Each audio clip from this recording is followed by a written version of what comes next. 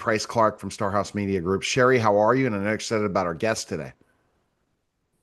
Hi, Neil. Yes, I am excited about our guest. Today we have Greg Sharp. And Greg Sharp is he's a rather interesting person that I am really interested in digging into more. But he is a trailblazer in the entertainment distribution and streaming industry. I mean, I could go on and on. What I think is so interesting is he's the owner of the World Series of Arm Wrestling. Like, who'd have known that was the thing? But Greg, I'm sure you're going to explain it to us. And that you're the director, executive producer, and creator of multiple feature films, and showrunner and creator of some hit reality series, such as Bikini Showdown, Behind the Country, and Biohacker MD. You're the founder of Ready Set Go Distribution, and you're the visionary force behind Radiate TV, which we'll talk about more too. So, how you doing, Greg? And welcome. Good. I mean, honestly, that sounds like I'm important. Chat GPT really helps me out these Are. days. You are. And it's not an AI, I'm a real person, just in case everybody get that clear. No But worries. yeah, Well, I appreciate the intro. Thank you so much for having me on. well, thank you for coming on. You know, I am really interested about the arm wrestling. When Doug introduced you, he was, that was the one thing about was the arm wrestling. And I'm like, well, I didn't even know there was a thing. So tell us about that. It's interesting. We've been around. The sport's a very niche sport, right? I mean, it's a very a compact group of athletes that compete in the world. It's not a highly recognized sport, but it's been around for 80 years as an organized sport. I mean, how many years it's been at the school lunch tables or picnic tables at a party or at a bar setting, that's probably hundreds of years. But, really structurally wise, about the last 80 years, probably around the 1940s or so, arm wrestling became an actual event where, people would organize multiple athletes to come together and actually compete on a table, albeit the tables have evolved over the last couple of decades, but still to compete to see who was the strongest in a test of strength. And it's evolved over the years into a sport that's now getting a lot more exposure on the internet, social media, and it's a great way, even for older guys like me to stay relevant because it has nothing to do with youth. Actually, as you mature, you get better. And so World Series of Arm Wrestling is a choice that I made about 4 years ago to fill in a bucket hole, if you will, or a hole in the bucket, I should say, that the sport had no organized tournament values for cash prizing. And I said, you know what? I've enjoyed the sport for over a decade. Let's do something different. Put a plan together. And part of the plan was to be a little bit atypical, produce a program or a show that we could get out to streams instead of just the YouTubes, and produce a show that actually hopefully gets the athletes to be enduring to the atypical viewer, and we build the sport that way. So we're in our fourth year. We're in San Diego on November 1st, excuse me, not 4th, but the 1st for our finals. And we'll be giving away over 150,000 in cash and prizes. So, we've come a long way in 4 years. And, with ESPN now part of our streaming platform, we were on ESPN for the first time this year. And we've created a relationship that will keep us on there for a while. I think the sky's the limit. We're super happy where we're at. Now, over the top is what I know about arm wrestling. And that was Stallone was an over the top, and that's that's all I know in the arm wrestling. I've seen it got so popular with even like you see these on YouTube, these arm wrestling things, and it's pretty impressive who becomes successful in arm wrestling. It's not like Stallone coming out of a truck and trying to go against one of these top athletes. Exactly. Listen, the value of over the top has been invaluable for the sport. And we're actually in the middle of putting together a movie for arm wrestling. It originally was going to be a sequel to Over the Top, but unfortunately we haven't been able to secure the rights through the WB and Stallone for that privilege. well, we've got a great script that's going to really put a new stamp on arm wrestling, I think, on the theatrical end. But like you said, the typical person getting out of a truck who just drove 1,000 miles that day, eats something at the bar, has some guy named the Smasher come in and challenge him for another $1,000. That usually doesn't happen. As a matter of fact, it only happened then Over the Top. I've yet to see it happen ever again. Albeit I get to meet a lot of people that tell me that they haven't lost in arm wrestling, since 8th grade. And, every once in a while they're willing to put $50 or $100 down to try to prove me wrong that they won't. And usually it's a good payday for me for about 30 seconds worth of work. But yeah, I mean, arm wrestling is really valued, Neil, because of that. And believe it or not, if you remember the movie John Grizzly, he was the guy with the FUBAR shirt on and he drank the castor oil. Right. He's actually an arm wrestler, Bruce Way. He's out of Escondido, California. Comes to a lot of the events to support. He was a world champ at one point, and so was Bull Hurley. Unfortunately, Bull was a gentleman named Rick Zumwalt, who passed away. But ironically enough, he came for the part originally as Bull Hurley, as Rick in his normal body, and they turned him down. They said you're just not, sizable enough. So he went out and put on 100 pounds of weight to become Bull Hurley, put the motorcycle handlebar mustache on and became an icon. So, but yeah, the movie kind of is the go-to. And I'll tell you what, it's interesting. I did a video sequence with a couple of influencers called Beat My Grandpa and Beat My Grandma in arm wrestling. And I can tell you that I'm better known for that as the heel who yells out YouTubers than I am known for the guy who owns World Series of Arm Wrestling. And it's a funny thing, but it's a nutty thing too, Greg, because again, you figure that out, but the opportunity for the growth of the sport is unreal because of niche. Everyone builds out their niche. I have a client, and Sherrie knows about him. He's an 18-year-old that's built a pickleball app called Pickle Pals, and he's launching it in all these different countries and different things, and everyone's playing pickleball. But the same thing as arm wrestling has an opportunity, especially said you're on ESPN now, to make a comeback back in the 80s. The 80s was probably the biggest time that arm wrestling was the most popular. Would you say the 80s? I would. I think in terms of... I mean, when ESPN broadcast everything. I guess they're back doing that again in a way. But outside, well, ESPN The Ocho is like the greatest invention for atypical, never seen sports, right? I mean, that's, after dodgeball, they came up with The Ocho, right? Because that was geez, I can't remember who it was on the actual movie, but he's like, oh, we're on ESPN, The Ocho, and they ran with it, and they created this platform that brings sports that from pillow fighting to brick tossing to, I don't know, to, calling each other names for whoever wins. But ESPN has really broadened their horizons on that. And getting back to the fact that, yes, that movie kind of, put it on the map.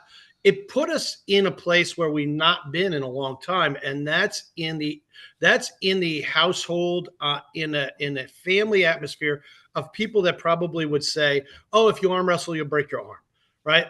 But now it built an audience behind it, which we hadn't seen, and we really haven't seen, since the 80s, and we're getting back to that point now, which is really cool. And there's a huge trajectory upward with it. So Sherrie, I remember this just from Over the Top because as I don't know, Greg knows my background. I'm a former professional wrestler. But back in the day, even when I was just a 6'10" lanky basketball player, always into arm wrestling, even though I would get killed. And I got better when I was a pro wrestler. Trust me on that one, because I used my leverage and my size, because I was 220 pounds as a basketball player, but 310, 320 pounds as a professional wrestler. But so now, were you like a WWE? Yeah, I wrestled WWE a couple of times. Beat Jerry the King Lawler in the wrestled Terry Bam Bam Gordy in the Mid-South. I mean, in the Dallas Sportatorium. Wrestled the Bushwhackers, King Kong Bundy. All of it in the 90s Attitude Era. Looked to make a comeback. that last year decided no, got into the ring. And the reason is because I want longevity. I don't want to kill myself. And it's scary with these guys now. They're just I wouldn't trust anyone in the ring with the way they don't take care of people like they used to take care of them. The family's done in business. But could Sherrie with your question. So before you jump Oh. in, Sherrie, let me say something to you, Neil. One of the best of all time arm wrestlers who really never, it had no longevity in the sport because there was no money in it, was Scott Norton. Yep, I remember. Yep. Scott Norton at one point was the top, world's best arm wrestler, and had he stayed in the sport, would probably be known as the greatest ever. But went into wrestling. Did you know Scott? I don't know him personally. I've chatted with him a couple of times on social media. But yeah, he's a great guy. And just as a quick aside, I had an employee. His name was Mark Jindrak, who ended up being a pro wrestler with Sean Stasiak as in the WWE for sure. Sean's a former client of mine and a good friend, Sean Stasiak. Nice. Yeah. So off air, we probably would have a great conversation, but that's not why you have me on air. No. Good, Sherrie. Well, I have to confess, I have never been an arm wrestler or a professional wrestler. So, but I have watched a TV show or two in my time. So, I want to talk a little bit about, you said you've done some multiple feature films. Like, what are they? All independent films. We're actually, one of our better films, Born to Hustle, came out a couple of years ago, and we're in the middle of scripting to part 2. I started back in the late 90s doing movies that no one will ever see. And I mean that endearingly. Back then, there weren't streaming platforms. If you weren't on the theater and you weren't in Blockbuster, you were hustling VHS tapes to all your family and friends trying to pick up the tab from what it cost to produce it. But fast forward, as I got into more of the entertainment, we started making more movies. We made a few movies when I owned Explode Fight Series back in the 2010s. And then right after COVID, World Series of Arm Wrestling kind of opened up that door because we had a common denominator in a producer that we were working with distribution. And they asked me to come behind and actually become the executive producer, fund the movie, produce the movie. And it was fun. And I enjoyed it. And we started doing more, which was a great thing, right? I mean, we're still growing on that end. I'm not someone that usually uses the word delusional next to my name unless I believe that I'm going to make a free throw to win a game. But we started with Born to Hustle. We had a great cast. We had Miguel Nunez. We had Quentin Aaron from the Blind Side. I've had Quentin on. He's an amazing guy. I've had him on. We had a great star cast, and I think we for our first time getting back into it, did a good job. But certainly with the opportunity now to do a sequel with that experience under our belt, I think we're going to have a really, really good sequel coming out. And then there's a show from the 2000s called Love Chronicles that we're now producing a TV series for, where Terrence Howard first got his start, or one of his starts. That's coming out soon. That's going straight to stream. But I'm pretty excited. We should be done production here in the next couple of weeks, and then starting to post. And so a lot of exciting things. I really enjoy the genre and the business end. To me, that's the fun stuff. Well, so Greg, my question to you is, with the arm wrestling, owning this company, where do you see these things in the next 10 years that you build the sport? What are the missing components for the sport to get the popularity it could have with the right? I mean, your league for sure. Not because other people. Eyeballs to television sets, eyeballs to streams. We have a 10-year plan. I actually, the great thing is our 5-year plan hit on year 3, and that was to get to ESPN, which was great. So we're a little bit ahead of the curve there. And I preach small steps. You can't get anywhere in this industry with trying to take large steps, because you'll fall. So the first small step that we actually got to fast was ESPN. I think that legitimized our sport in terms of viewership and in terms of sponsor dollars. And once you get seen and more eyeballs, then you could start to perform better on a sponsor intake end and drive more revenue and drive more streaming revenue. And those things kind of snowball. And 10 years from now, I see us as a sport that will be giving away $500,000 or better in cash, and maybe another $250,000 in prizes every year, and be able to put arm wrestling in the U.S. on a level that someone could actually come in and say, I want to be an arm wrestler. There's a navigating course that can pay me to be that individual, as well as, I don't have to take a 9-to-5 job, and I can really concentrate on the sport itself. And I think that's the 10-year plan, to be able to get at least on the domestic end. And I say that because European model, they are all grant sponsored through the countries that they compete with. So if you're with Romania, you're with the Czechs, you're with Ukraine. Unfortunately, they're at war, but Ukraine used to have a very, very strong team because these countries believed in the sport and believed in the strength of the sport, and they would take athletes from a very young age and give them the opportunity to become professional arm wrestlers. I think the sport for us, and being that the domestic side of entertainment is the U.S., or the side of entertainment is the domestic U.S., I should say.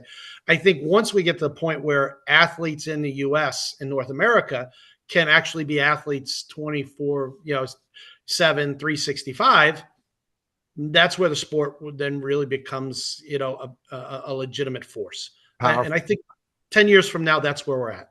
Well, I'm excited for you. And Sherrie, go ahead with your next question. Sherrie, you were mentioning, I just saw in the thing, does Greg have other projects going too? Or is this more Yes. And I want to talk to Greg about it. Okay. It is something that is called, and you can go into detail, radiate.tv. So tell us about that. That seems to be a passion of yours. It's a great story. And again, when you look at, I always look at things in a broad picture. People say, well, this year we're breaking even as World Series of Arm Wrestling, but in theory we're way ahead. And the reason why is last October we were doing a special event at San Diego Harley Davidson, and I actually met somebody there in the tech space, and he came up to me and he says, "Hey man, you have your little Inside Arm Wrestling, information, YouTube, you have all this content. You don't have a fast channel." And I said, tell me what that fast channel is. And he kind of explained to me what a fast channel was. I said, oh, that's pretty cool. I said, well, I actually own Ready, Set, Go distribution.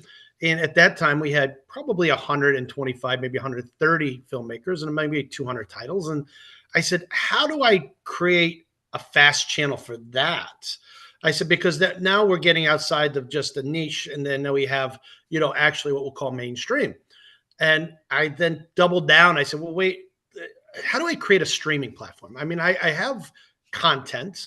I am the licensee, and I have the ability to place it on all the streams, whether it's Freevee, Pluto, Tubi, Amazon, all the main tier 1 streams. I said, how do I make that a business opportunity? I said, can we create a streaming platform? And so, after days and days of talking, weeks, we came up with a strategy to come up with a streaming platform that is uniquely positioned for independent filmmakers, in which they can showcase their works in a model that gets them to the screen faster than the larger platforms, because of that timeline that it takes to get through the red tape.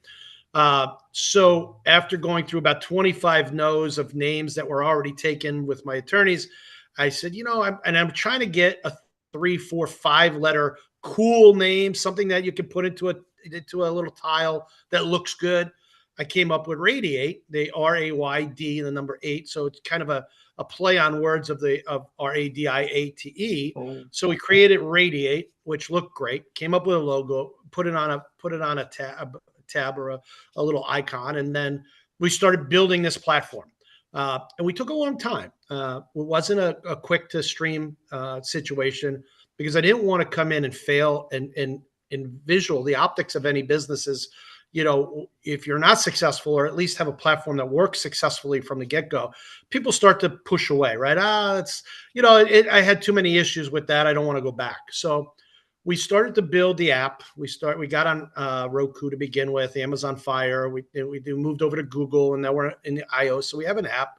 We got the web-based platform, which we're actually doing an upgrade today. So the next version of this tomorrow will be amazing. It's a new layout and a very more navigatable platform for us. Then we struck deals with Vizio, Samsung, and LG, which were kind of unheard of to be a platform that we hadn't even spent one day on anywhere, and they were picking us up. But I think they understood the strength of the model. So, we're going to be on, at one point here in the next couple of months, 87% of all smart TVs in the U.S. And that's a big plus for us. And we've grown Ready, Set, Go distribution to almost 500 titles. So we have a lot of content, and we're going to start the premiere model, meaning that if Neil or you, Sherrie, had a movie come out and you brought us to Ready, Set, Go to distribute on multiple platforms, we would premiere you on Radiate to start right off the bat and get you seen, already get you paid into the loop. And we're excited because that uniqueness, I think, is our calling card, and it should be able to push us to a very large viewership very shortly. And 10 years from now, Neil, I think that same question is, I think Radiate, at least 5 years from now, is one of the top tier 1 platforms in the world. I think that's where it's going to go. That's great. And so you're looking at all different types of streaming stuff, like shows, right? Yes. Everything from reality shows to horror to thrillers to psychological dramas to live streaming. We're going to do a lot of live events. We're going to be working with a lot of influencers on content creation. I think the strength of it is that we're not niche oriented. We're not just a horror movie station. We're not just a reality show station. We're bringing all those genres together. A station, so you're going to have time slots. Is that we will have live linear TV. We have an EPG right now that's working, but we're going to have live linear channels, as well as what they call an AVOD library. So that way you can come outside of the live linear television and then work on just watching a movie that you go through the search bar and say, hey, who's the title?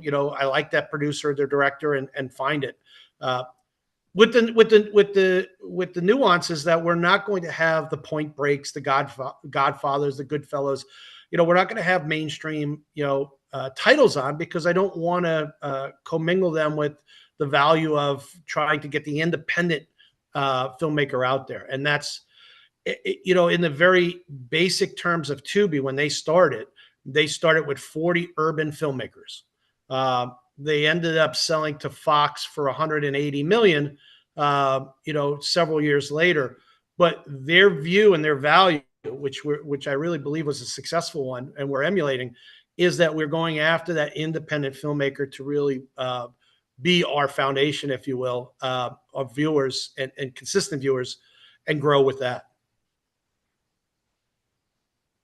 Impressive stuff, Sherrie. Impressive. It is impressive. We're looking to do something in a different thing, but that's for later. We're not going to announce that yet. Sherrie and I have a lot of plans to build a media empire as well. An update on my show, Greg, to let you know, we just got our numbers.